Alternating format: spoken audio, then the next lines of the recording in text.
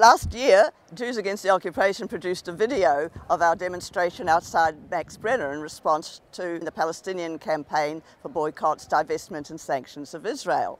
And when our YouTube went up, we got a number of responses, and we're taking this opportunity to respond. My name is Guy and I'm from Jews Against the Occupation in Sydney.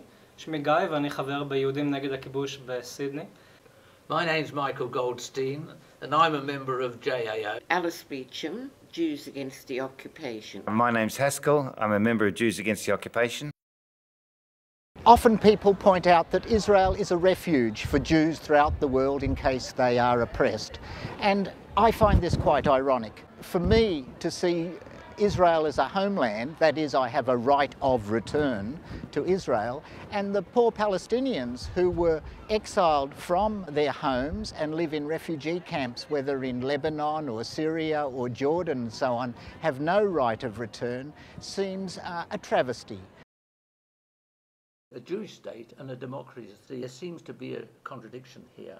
I see roads which are prohibited to Palestinians, checkpoints throughout the West Bank affecting their daily lives. I see the demolition of not hundreds but thousands of Palestinian homes. The justice system in Israel allows for indefinite detention of Palestinians without trial, as well as injudicial execution.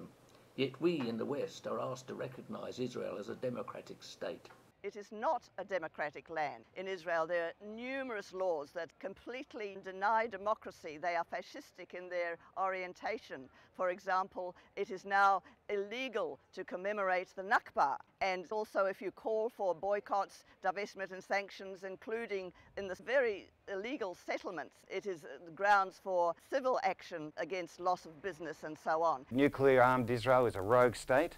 It's not just an ongoing disaster for the Palestinian people in the whole region, but it is also an ongoing disaster and an insult to the Jewish community globally.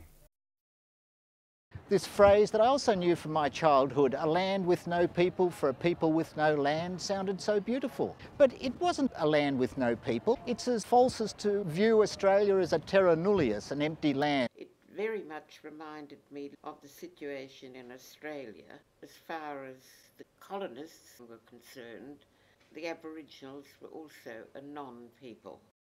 10 years ago, Israel started to construct the wall or the separation barrier, which goes over 700 kilometers and separates villages from their agricultural lands and makes the everyday life in Palestine a living hell.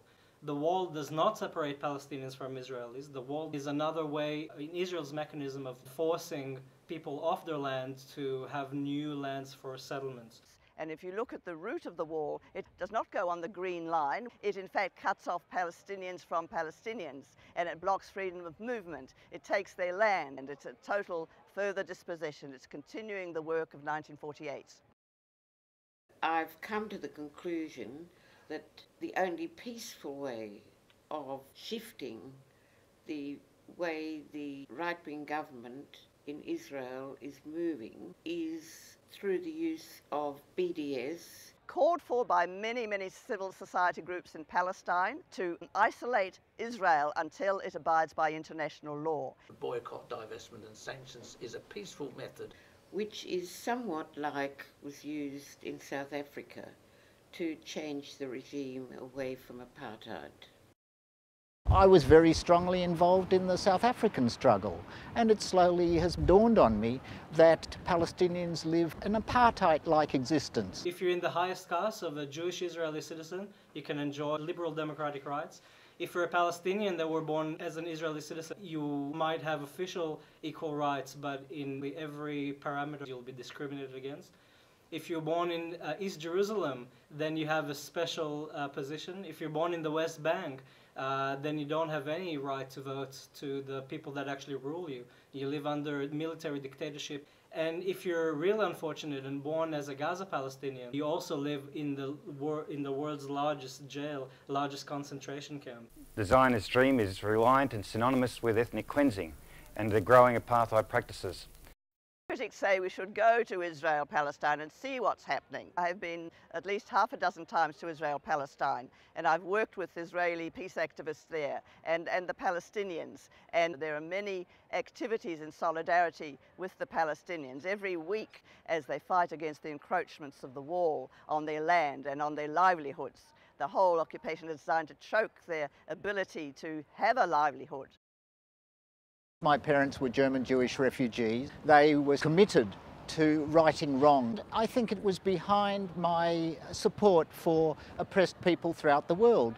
But it slowly dawned on me that I just knew nothing about the Palestinian people. When I was a kid, I'd go to other Jewish families and I always see the JNF, the Jewish National Fund little box, collecting money. And I always thought that was a nice thing because it built forest in Israel. It's only recently that I've realised that the JNF was just integral to dispossession of Palestinian lands. That when people were cleared away and pushed into exile, their villages were bulldozed down, and it was the JNF that planted trees where these villages used to be. I've started having to learn about, in many ways, the hidden history of Israel.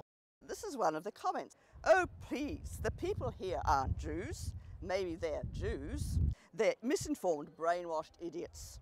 Why aren't they in synagogue right now?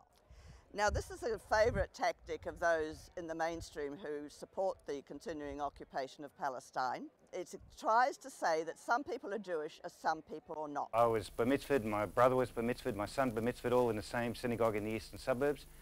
I was an active member of Habanim. I became a madrich for many years.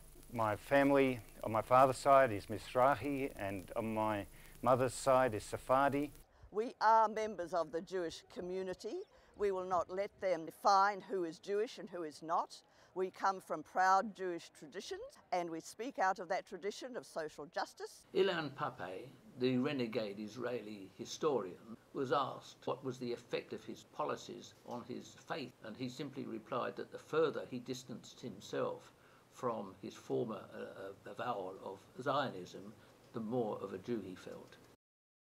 I just can't understand why, when Jews have said for many years never again, that they can only think of that this should never again happen to Jews, rather than broadening that out to say that should never again happen to any human being. We are fighting for justice. We are fighting for justice for everybody. Reject apartheid, reject Zionism, stand up for people's rights. עמוד נגד הציונות ונגד האפרטהייד, עמדו בעד זכויות האדם ובעד זכויות הפלסטינים. Because only with the one person, one vote, equal system, we can really challenge apartheid and build a new equal society in Palestine.